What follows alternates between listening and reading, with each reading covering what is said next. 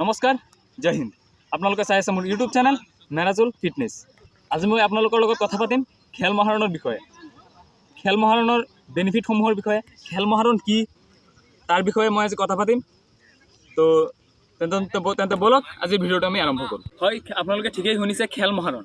খেল মহাৰণ হ'ল আমাৰ অসম চৰকাৰে যি এটা পদক্ষেপ লৈছে। খেলত আমাৰ বৰ্তমান চৰকাৰে খেলৰ কাৰণে বহুত আগ্ৰহী হৈছে। খেলক কেনেকৈ আগুৱাই লৈ যাব পাৰি তাৰ কাৰণে এটা পদক্ষেপ লৈছে, সেইটোৰ নাম হ'ল খেল মহাৰণ। বৰ্তমান আমাৰ গাঁৱে ভূঞে হওক, যিকোনো ঠাইত হওক, আপোনালোকে দেখিছে নিচাজাতীয় বস্তুটোৰ বেছি প্ৰভাৱ পৰিছে।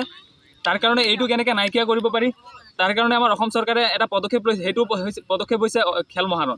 আৰু খেলত গাঁৱে ভূঞে বৰ্তমান বহুতো প্ৰতিভা লুকাই আছে।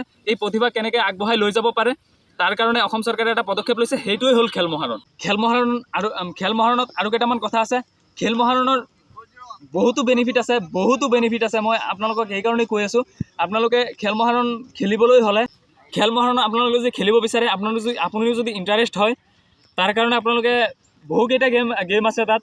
আপোনালোকৰ প্ৰথম ফুটবল আছে, ভলীবল আছে, কাবাডী আছে, খো-খো আছে। আপোনালোকৰ গ্ৰুপ খেলকেইটা এই 4টা খেল। আৰু আপোনালোকৰ এথলেটিক্সত প্ৰথমতে আপোনাৰ আছে 100 মিটাৰ আছে, 200 মিটাৰ আছে, 400 মিটাৰ আছে, 800 মিটাৰ আছে। আপোনালোকে যদি এইকেইটা গেমত যদি আপোনালোকে ইণ্টাৰেষ্ট হয়, তেতিয়া আপোনালোকে এইকেইটা গেমৰ কাৰণে যদি ইণ্টাৰেষ্ট হয়, আপোনালোকে এইকেইটাত এপ্লাই কৰিব পাৰে। চ' নেক্সট আপোনালোকে লাহে লাহে, যিহেতু অসম চৰকাৰে প্ৰথম এটা পদক্ষেপ লৈছে, তাৰ কাৰণে এইকেইটা গেম আপোনালোকৰ কাৰণে এক্টিভ কৰিছে। নেক্সট আপোনালোকে লাহে লাহে সকলো খেলৰ কাৰণে লিংকটোত এক্টিভ হ'ব। তাৰ কাৰণে আপোনালোকে যদি ৰেজিষ্ট্ৰেশ্যন কৰা নাই এতিয়ালৈকে, ৰেজিষ্ট্ৰেশ্যনটো কৰি লওক।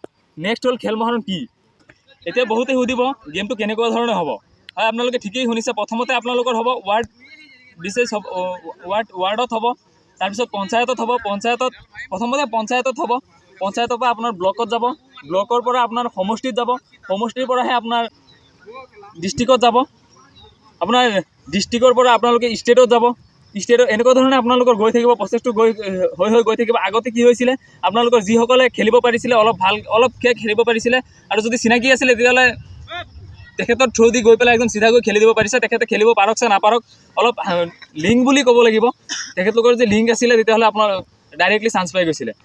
সেইকাৰণে এতিয়া অসম চৰকাৰে এটা পদক্ষেপ লৈছে, তাৰ কাৰণে যে গাঁৱে ভূঞে পৰা এই প্ৰতিভাবোৰ কেনেকৈ উঠাই নিব পাৰি, উলিয়াই নিব পাৰি, তাৰ কাৰণে এটা প্ৰচেছ লৈছে, সেইটো হ'ল খেল মহাৰণ বুলি কয়। তাৰ কাৰণে অসম চৰকাৰে এইটো পদক্ষেপ লৈছে। আৰু মই ভাবোঁ সেই পদক্ষেপত ময়ো ৰেজিষ্ট্ৰেশ্যন কৰিছোঁ, ময়ো ফুল্লি ছাপোৰ্ট কৰোঁ। তাৰ কাৰণে আপোনালোকৰ যদি ইণ্টাৰেষ্ট হয়, আপোনালোকেও এপ্লাই কৰক আৰু চৰকাৰৰ লগত সহযোগ কৰক। বহুতে সুধিব খেল মহাৰণৰ বেনিফিট কি। আপোনাৰ যি চাৰ্টিফিকেটখন দিব, বহুত মূল্যৱান চাৰ্টিফিকেট হ'ব। আৰু এই চাৰ্টিফিকেটখনত বৰ্তমান মই শুনালৈকে গম পোৱালৈকে যে আপোনালোকৰ চাৰ্টিফিকেটখনৰ যিকোনো চাকৰি বাকৰিৰ ক্ষেত্ৰত আপোনালোকৰ এক্সট্ৰা এটা মাৰ্ক থাকিব। মাৰ্কটো মানে বহুত ভাল এটা মাৰ্ক থাকিব। চ' সেইকাৰণে আপোনালোকেও মই ভাবোঁ এতিয়াৰ পৰাই খেল মহাৰণৰ কাৰণে আপোনালোকে প্ৰেক্টিছ কৰক। আপোনালোকে খেল মহাৰণৰ কাৰণে ৰেজিষ্ট্ৰেশ্যন যদি কৰে, ৰেজিষ্ট্ৰেশ্যন কৰক, প্ৰেক্টিছ কৰক। হৈছে যে কেনেকুৱা ধৰণে বহন কৰিব, আমাৰ যি কেম্প পাতি প্ৰশিক্ষণ, আগতেও যেনেকৈ প্ৰশিক্ষণ শিবিৰ হৈছিলে তেনেকুৱা ধৰণে প্ৰশিক্ষণ শিবিৰ হ'ব। তাত আপোনালোকৰ ইত্যাদি বস্তু দিব। আপোনাৰ কাপোৰৰ পৰা লৈ খোৱা খাদ্যৰ পৰা লৈ ইত্যাদি বস্তু চৰকাৰে বহন কৰিব। তাত আপোনালোকে চিন্তা কৰিব নালাগে। যিহেতু আমাৰ ৰেজিষ্ট্ৰেশ্যন কৰোঁতে বেংক পাছবুক জমা লৈছে, আমাৰ অলপ এটা সন্দেহ হৈছে, চৰকাৰে থুলমূলকৈ হ'লেও কিবা এটা এমাউণ্ট আমাক দিব পাৰে চাগে, সেইটো কনফাৰ্ম নহয়। মই যিহেতু বেংক একাউণ্ট লৈছে যেতিয়া দিয়াৰ সম্ভাৱনা এটা 50% সম্ভাৱনা এটা আছে বুলি মই ভাবোঁ। খেলটো খেলিলে কি হ'ব, আপোনাৰ খেলটো জিকাৰ পিছত কি হ'ব, জিকাৰ পিছত বৰ্তমান মই শুনালৈকে 2 লাখ টকা পুৰস্কাৰ আছে। ফাৰ্ষ্ট পুৰস্কাৰ 2 লাখ টকা আছে। আপোনালোকে যদি জিকিব পাৰে তেন্তে পুৰস্কাৰসমূহ 2 লাখ টকা মই শুনিছোঁ। মই ভালকৈ ইনফৰ্মেশ্যন লৈ আৰু এটা ভিডিঅ' দিম যদি আপোনালোকে বিচাৰে। চ' এইখিনি কথা আছিলে। তাৰ কাৰণে যদি আপুনিও ইণ্টাৰেষ্ট, এইখিনিয়ে কথা আছিলে খেল মহাৰণৰ বিষয়ে। খেল মহাৰণৰ আৰু বহুতো বেনিফিট আছে। যি ধৰণে যদি ৰেজিষ্ট্ৰেশ্যনৰ কথা ক'বলৈ যাওঁ, ৰেজিষ্ট্ৰেশ্যন যদি আপোনালোকে কৰা নাই তেন্তে কৰক। যিহেতু আমাৰ অসম চৰকাৰে আৰু এটা পদক্ষেপ লৈছে যে Guinness book of record Bihu নাচি কৰিলে। নেক্সট এপ্লাই কৰি যদি বেছি সংখ্যা, কিমান সংখ্যক আছিলে, 60 লাখ নে কিমান লাখ আছিলে, মই কনফাৰ্ম নহয়। তো সেইখিনি যদি এপ্লাই কৰিব পাৰে তেন্তে গিনিজ বুক অফ ৰেকৰ্ডৰ নাম উজ্জ্বলিব। তো আপোনালোকে যদি এপ্লাই কৰা নাই তেন্তে এপ্লাই কৰিব পাৰে। তো ভালে থাকিব, কুশলে থাকিব, মোৰ চেনেলটো চাই থাকিব। যদিহে মোৰ ভিডিঅ'বোৰ ভাল পায়, like, comment, share and subscribe কৰিব। জয় হিন্দ।